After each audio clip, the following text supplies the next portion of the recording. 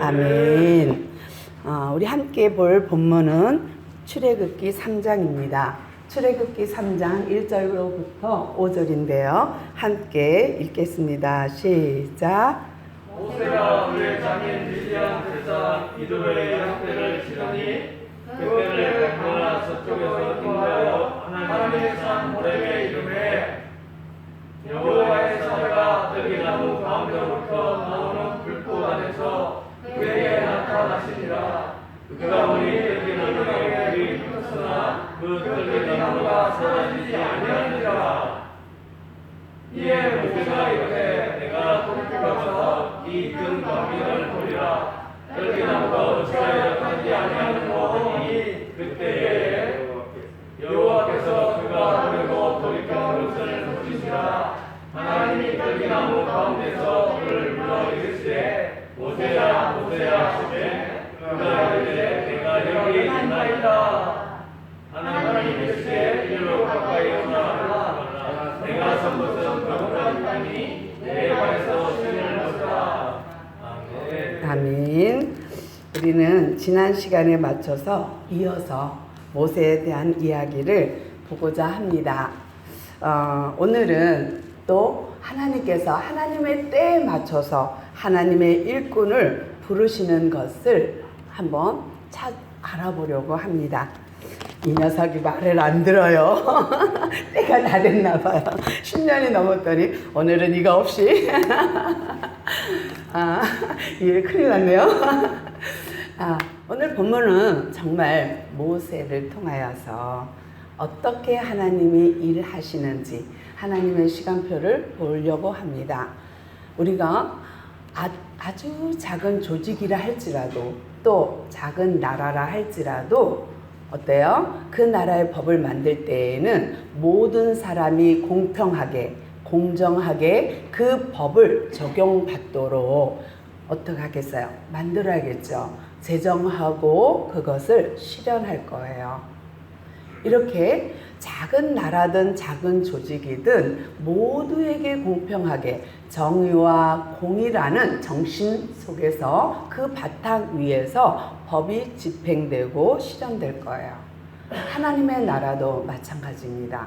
하나님의 나라의 법도 공의와 정의 바탕 안에서 이루어지고 있어요. 그러므로 하나님께서는 성경을 통하여서 하나님의 나라의 이야기를 펼쳐갈 때에 반드시 이 법 테두리 안에서 이 모든 일을 실행하고 계셔요. 오늘도 우리가 그것을 찾아볼 거예요. 그러면 지난 시간과 이 시간을 이어서 모세가 어떤 사람이었는지 알면 우리는 좀 더 하나님 나라의 법에 맞는 일꾼의 부르심, 하나님의 부르심에 대해서 우리는 좀 더 알게 될 것입니다. 모세는 애굽 나라의 왕자로서 태어나자마자 40년을 살았어요. 그리고 왕궁 교육을 40년간 받았죠. 그는 철저하게 세상 중심, 인간 중심의 교육을 받았습니다. 그러므로 세상에서는 아주 훌륭한 교육이었고 세상에서는 정말로 아주 인정받을 만한 왕궁 교육을 받았어요. 그러나 하나님 나라의 관점에서는 아니에요. 하나님 나라 쪽에서는 그 모세를 쓰기에는 아직 문제점이 있습니다. 왜냐하면 모세가 갖고 있는 가치관, 모세가 갖고 있는 정의와 공의, 모세가 갖고 있는 어떤 그 공평함 속에는 다분히 힘의 원리가 작용하는 세상 중심적인 사고가 있기 때문이죠. 그러면 하나님은 쓸 수가 없습니다. 그래서 모세가 어떻게 행동했는가를 보면 그 사람의 행동을 보면 그 사람의 가치관, 그 사람의 정신, 그 사람의 생각을 읽어낼 수 있거든요. 그래서 모세가 한 행동을 한번 우리가 생각해 봅시다. 모세가 어느 날 민정 시찰을 나갔어요. 왕자로서. 그런데 저기서 보니까 내 동족인 히브리인과 애굽인이 싸우는 거예요. 어쨌든 그 이야기는 어떻게 풀어가는지는 몰라. 그러나 모세 입장에서요, 자기 권위가, 자기 권력이 가진 힘이 뭐냐? 왕자예요. 그 나라의 왕자. 그런데 이 속에 저면에 깔려 있는 것은 내 동족, 내 편, 내 것에 대한 힘의 원리가 있었어요. 그러므로 모세는 누구를 쳐 죽이냐면 자잘못을 따르기 전에 애굽인을 쳐서 죽여 모래무지합니다. 근데 이 과정에서 그의 공의와 정의를 우리는 읽어낼 수 있는 거예요. 모세는 그 마음의 오름이에요. 그게 옳으니까 그렇게 한 거거든요. 만약에 자기가 옳다고 여기지 않았다면 애굽인을 쳐서 죽일 일이 아니죠. 그런데 모세가 애굽인을 쳐서 죽인 것은 그게 옳다고 여겼기 때문이거든요. 그 다음날 또 민정시찰을 나갔습니다. 그런데 이번에는 동족끼리 싸우고 있는 거예요. 히브리인과 히브리인이 싸우는 것을 보고 뿔이 났어요. 모세가 아니 이럴 수가, 동족끼리 왜 싸웁니까? 그러는 그 말 속에 그의 정신이 있고 또 그걸 받는 히브리인이 아니 네가 뭔데 어제는 애굽인을 죽이더니 오늘은 우리도 죽이려 하느냐는 말에 깜짝 놀라 도망가요. 그리고 광야 생활 시작. 그리고 그는 나그네가 되기 시작합니다. 그 좋았던 궁궐 생활을 뒤로 하고 광야에서 도망자로, 또 미디안 제사장의 딸인 시보라 결혼하면서 이드로의 양을 치게 돼요. 양치기. 그러면 왕자로서 살았던 모세가 졸지에 목동이 된 거예요. 양치기가 된 거예요. 그런데 어땠을까 한번 생각해 보세요. 내가 왕자였어. 어제까지만 해도 40년 동안을. 그런데 계속 양을 치며 광야에서 삶을 살아야 돼. 무더위에, 떼약볕에, 그리고 양들과 함께 휴식을 취하고 양들 틈에서 밥을 먹고 양들과 함께 잠을 청하고 양들과 함께 살아가는 그 모세의 모습. 날마다 모세는 극기 훈련을 하는 것 같지 않았을까요? 정말 하루하루 삶이 그에게는 얼마나 고단했을까요? 그런데요, 하나님께서는 왕자였을 때 모세를 찾아오지 않으시고 목동이었을 때 모세를 찾아왔다는 사실입니다. 모세가 어느 날 양을 치고 있을 때 그가 정말로 자기를 비워가고 있고 비워 있을 때 하나님 찾아오셨거든요. 그런데 그 비워졌다라는 것을 우리는 또 알 수 있는 게 뭐냐면 그의 아들의 이름을 게르솜, 나그네라고 불렀을 때부터 하나님의 시간표는 똑딱똑딱 가고 있는 거예요. 아하, 네가 이제 내 일을 할 수 있는, 하나님의 나라의 일꾼이 될 수 있는 타이밍이 왔구나. 하나님이 부르실 타이밍이 다가오고 있었어요. 그리고 그의 아들을 게르솜 하고 부를 때부터 그는 하나님이 기다린 타이밍에 맞춰줍니다. 여러분 생각은 어떠세요? 하나님이 모세를 만나러 온 그 시간이 모세가 갈망했던 시간이었을까요? 아니면 하나님이 기다리는 시간이었을까요? 호렙에서 만나준 하나님의 시간표는 하나님이 기다린 시간이에요. 모세는 아무 생각 없었어요. 모세는 그저 하루하루 견디는 게 너무 힘든 나날들을 보냈거든요. 그러던 어느 날 이드로의 양떼를 서쪽으로 몰고 가다가 지나가는 길에 보니까 뭐지? 하는 불꽃을 보게 되는데 그곳이 호렙산이에요. 근데 호렙 앞에 수식어가 뭐냐면 하나님의 산 호렙 이렇게 돼 있어요. 근데 호렙이란 단어의 뜻은 폐허라는 말이에요. 폐허, 황폐함. 폐허라는 단어에 하나님의 산 호렙이에요. 근데 이렇게 산도 호렙, 폐허지만 모세의 인생도 폐허 상태인 때에 하나님이 찾아온 그 산이 하나님의 산, 하나님이 만나주는 산, 성산이 된 줄로 믿습니다.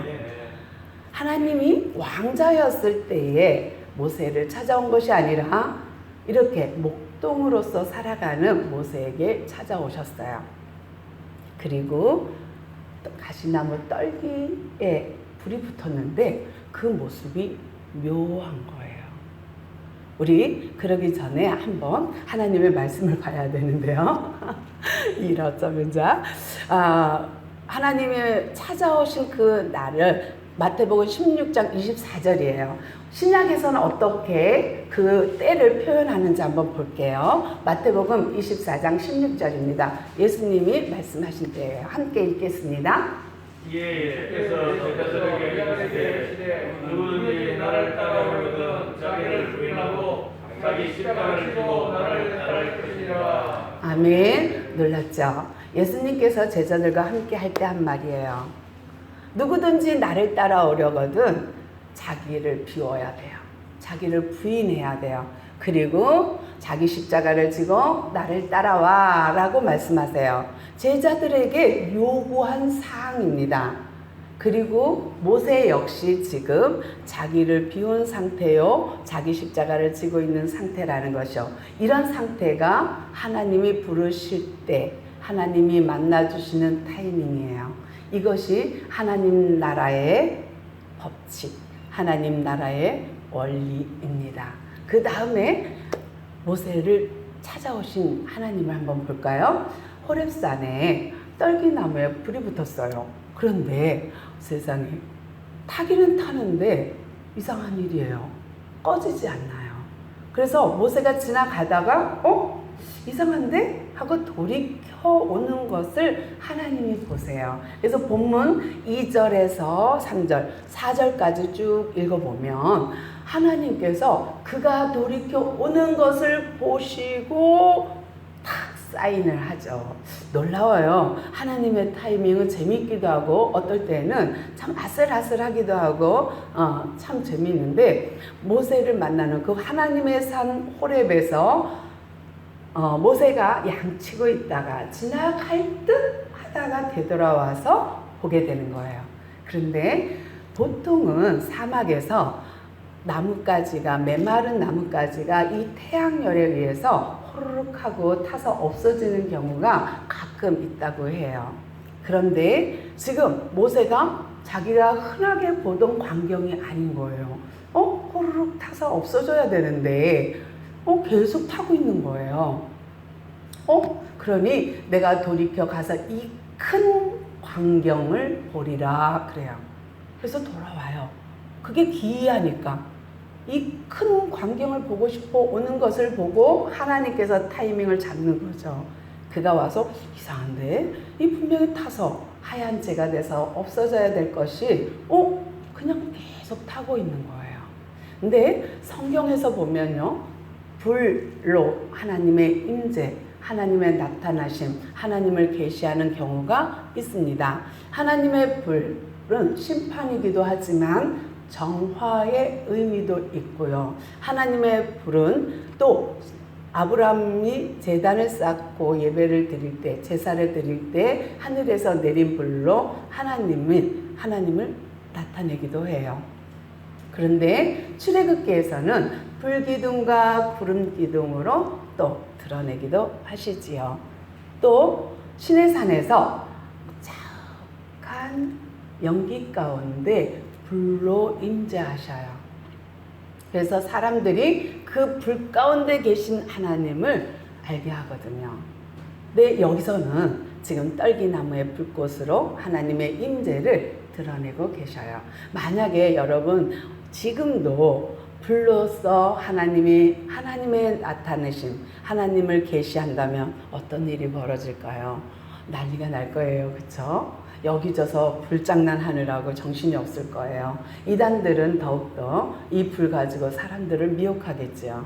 그러나 우리는 걱정할 것이 없어요. 이제는 우리에게는 이런 불로 하나님이 자신을 계시하는 것이 아니라 사도행전 2장에 보니까 성령의 불에 혀 같은 것이 임재함으로 하나님의 임마누엘, 하나님의 임재, 성령의 불로 우리와 함께하기 때문이죠. 이제는 더 이상 불장난은 없을 것입니다. 그런데 이렇게 하나님은 성경에서 불이라는 매개체를 통하여서 하나님은 우리에게 하나님을 계시하지만 지금은 성령으로 우리 안에서 우리를 인도하고 계시기 때문에 우리는 너무나 감사한 것이죠. 정말로 이제 그러면 이렇게 불 가운데 나타나신 하나님이 모세에게 말씀하셔요. 모세야, 모세야 불러주시거든요. 그런데 모세의 대답이 내가 여기 있나이다 라고 해요. 그런데 내가 여기 있나이다 하면 생각나는 사람 한 명 있죠. 이사야 선지자입니다. 그러면 우리 이사야 선지자의 글을 한번 볼까요? 이사야서 6장 8절입니다. 함께 볼게요. 읽어봅시다. 또 주의 목소리를 들으니 주께서 이르시되 내가 누구를 보내며 누가 우리를 위하여 갈 것이니 그때 내가 이르되 내가 여기 있나이다 나를 보내소서 하였더니. 아멘. 모세도 부름에 내가 여기 있나이다 라고 대답해요. 이사야도 부름에 내가 여기 있나이다 라고 대답합니다. 놀랍죠? 이것은 믿음이면서 또한 순종입니다. 하나님의 나라의 일꾼을 부르심에 있어서 믿음과 순종은 병행합니다. 그리고 하나님은 그것을 요구하고 계십니다. 그런 사람에게 하나님의 일을 맡기시니까요. 이것은 하나님의 나라의 법칙입니다. 그래서 여기 있나이다 하는 모세, 여기 있나이다 하는 이사야를 통해서 하나님의 나라는 확장되어 갑니다. 그러니까 하나님의 일은 이런 사람을 통해서 하나님이 일하고 계시죠. 그래서 믿음과 순종, 이것은 반드시 같이 갑니다. 하나님의 하시는 일은 하나님의 때에 하나님의 일꾼을 쓰시는 것은 하나님의 일이라 하고 하나님의 뜻이라 할 수 있는데 이것은 옳음이에요. 이것은 선이에요. 의예요. 거룩입니다. 그런데 믿음으로 순종하는 사람은 이 하나님의 의요, 하나님의 뜻이요, 의요, 선이요, 옳음이요, 거룩인 이거에 같이 동참하는 거예요. 그래서 믿음을 가지고 이사야나 모세가 여기 있습니다. 내가 여기 있나이다 하는과 동시에 그는 선이 됩니다. 옳음이 됩니다. 거룩이 됩니다. 내가 여기 있나이다 하는 그 믿음과 순종으로 인하여 그는 하나님의 옳음에 하나님의 의에 동참하는 거예요. 그래서 그는 여기 있습니다 라는 순간 그는 의롭습니다. 그의 믿음은 그의 순종은 거룩합니다. 그러므로 하나님의 나라는 이런 사람들의 것이고 하나님의 나라는 이런 사람들이 침노하게 될 것입니다. 또한 우리가 살펴볼 것은 이렇게 하나님이 떨기나무 가운데 모세야 모세야 라고 물으니 그가 여기 있나이다 하였을 때 5절에 보니까 뭐라고 말하냐면 내가 선 곳은 거룩한 곳이니 신을 벗으라 라고 말해요. 하나님이 계신 곳은 거룩합니다. 그러므로 우리는 거룩한 장소에 서 있습니다. 지금. 또한 거룩한 그 하나님 앞에 선 자의 자세는 신을 벗어야 합니다. 고대에서 종의 모습은 신을 벗은 모습이거든요. 그래서 모세에게 신을 벗으라 라고 하는데 전제 조건이 내가 선 곳은 거룩한 곳이니 우리도 이 하나님의 성전 거룩한 곳에 와 있고 우리들은 신을 벗은 상태로 와 있는 것입니다. 그런데 또 이와 같은 장면이 여호수아서에서도 볼 수 있습니다. 여호수아 5장 15절 한번 볼까요? 여호와의 군대의 대장이 여호수아에게 이르되 내 앞에서 신을 벗었다. 내가 선 곳은 거룩하니라 하니 여호수아가 그대로 행하니라. 아멘. 여호수아가 이제 가나안 땅을 정복해야 돼요. 6년 동안 전쟁을 치러야 되는데 이것이 쉬운 게 아니에요. 모세가 있었을 때에는 그저 모세 따라서 다니면 됐고 정말 모세 뒤만 쫄쫄쫄 따라다니면 되니 얼마나 좋아요. 모세가 본 하나님의 영광을 같이 느꼈고 하나님의 나타나심을 같이 느꼈어요. 그러니까 하나님의 그 놀라우신 그 크신 사랑을 모세만 느낀 게 아니에요. 여호수아는 따라다니면서 덤으로 얻었거든요. 얼마나 좋았어요. 그런데요, 이제는 자기가 모세 없이 혼자 가나안 땅을 정복해야 돼요. 그런데 이게 얼마나 두려워요. 힘들어요. 너무 힘들어하는 그에게 하나님의 군대 장관, 여호와의 군대 장관이 나타났어요. 그리고 하는 말, 신을 벗어라고 요구해요. 어머, 똑같아요. 거룩한 땅이니까 신을 벗어. 무슨 말일까요? 이제부터는 걱정하지 마. 네가 싸우는 게 아니라 내가 싸울 거야. 너는 나 따라오기만 해. 내가 지시한 대로 내가 싸우라 하는 것에 내가 하라는 대로만 하면 돼 하는 주인과 종의 관계가 성립되었어요. 그렇게 두려워했던 여호수아가 전쟁을 앞두고 너무나 가나안 땅에 대한 두려움이 있는 여호수아에게 여호와의 군대 장관은 네 편도 내 편도 적군도 아군도 아닌 나는 여호와의 군대 장관이야. 이제부터는 나만 따라와 라는 거예요. 그러면 여호수아는 뭐만 하면 돼요? 신을 벗고 주인이 하라는 대로만 하면 돼요. 올라가리까? 올라가면 돼요. 싸우리까? 싸우면 돼요. 그러니까 여호수아가 든든하죠. 왜요? 모세를 따라다니던 그것처럼 순종하고 믿음으로, 그 다음에 여호와의 군대 장관을 믿음으로 순종하고 따라가면 되니까요. 그런데 똑같이 모세도 호렙산에서 하나님을 만날 때 하나님께서 뭐라 하시냐면 내가 선 곳은 거룩한 땅이니 신을 벗어라. 이제는 하나님 주인과 종의 관계로 성립되는 중이에요. 그래서 하나님이 내가 주인이니까 너 신 벗어, 너 종이야 라는 거예요. 그래서 종으로서 신을 벗게 하는 거예요. 이제 내가 출애굽하는 거 내가 할 거야. 내가 하는데 네가 종으로서 내 도구가 되어주길 바래 하는 의미가 담겨 있는 거예요. 그러니까 모세가요, 신을 벗고 섰어요. 그리고 내가 선 곳은 거룩한 곳이야. 신 벗어. 그러면 주종 관계가 성립되었죠. 우리도 마찬가지예요. 지금 우리가 서 있는 곳, 우리가 있는 곳, 교회죠. 거룩한 곳입니다. 하나님 계신 곳이에요. 우리가 서 있어야 할 곳, 마땅히 우리가 있어야 할 곳이 이곳 교회인 거예요. 또 하나님의 나라, 하나님의 법칙, 하나님의 뜻, 하나님의 선, 하나님의 옳음, 하나님의 거룩이 이루어지는 것이에요. 다만 종이 할 수 있는 것은 믿음으로 순종하는 거예요. 우리가 정말 이 자리에 믿음으로 순종함으로 주일 예배 드리러 왔잖아요. 오늘도 우리가 믿음으로 순종함으로 하나님의 나라에 하나님의 법칙에 의해 공정하고 공의롭게 정의와 공의가 살아있는 하나님의 나라의 일꾼이 되시기를 바랍니다. 기도할게요. 하나님 감사합니다. 부족한 요정이 하나님의 말씀을 전하였습니다. 부족하지만 우리 하나님께서 성령으로 우리들의 마음을 만져주시고 하나님의 뜻이, 하나님의 거룩이, 하나님의 옳음이, 하나님의 의가 이 자리를 통하여 이루어지기를 소망합니다. 주 하나님, 오늘도 모든 영광 받아 주옵소서. 함께 하시니 감사하며 예수님의 이름으로 기도합니다. 아멘.